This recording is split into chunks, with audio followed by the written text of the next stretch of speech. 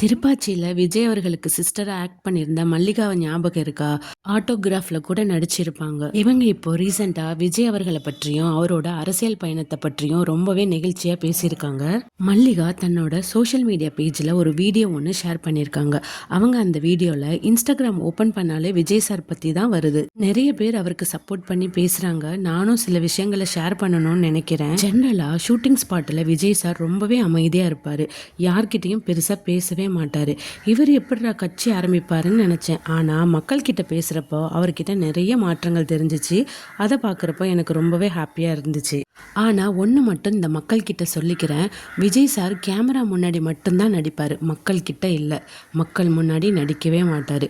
இந்த கலிகாலத்துல நல்லது பண்ண வந்தா தப்பா சில விஷயம் நடக்கத்தான் செய்யும். ஆனா கடைசியில அவரு தான் ஜெயிப்பாரு. இந்த மாதிரி ஒரு நல்ல மனுஷன் கிடைச்சதுக்கு தமிழ்நாட்டு மக்கள் நிஜமாவே ரொம்ப கொடுத்து வச்சிருக்காங்கன்னு தான் நான் சொல்லுவேன். கடைசியாக ஒன்று விஜயா நான் கிட்ட சொல்ல விரும்புகிறேன். கூட்டத்தில் சதி பண்ண பல பேர் வருவாங்க. நீங்கள் கொஞ்சம் பார்த்து உஷாராக இருங்க அண்ணா. நீங்கள் நல்லா இருந்தால் தான் உங்களை நம்பி இருக்கிற மக்கள் நல்லா இருப்பாங்க.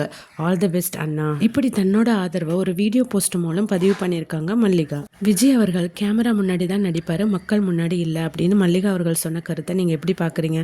உங்களோட கருத்துக்களை கமெண்ட்ஸில் சொல்லுங்கள். இந்த வீடியோவை லைக் பண்ண மறக்காதீங்க.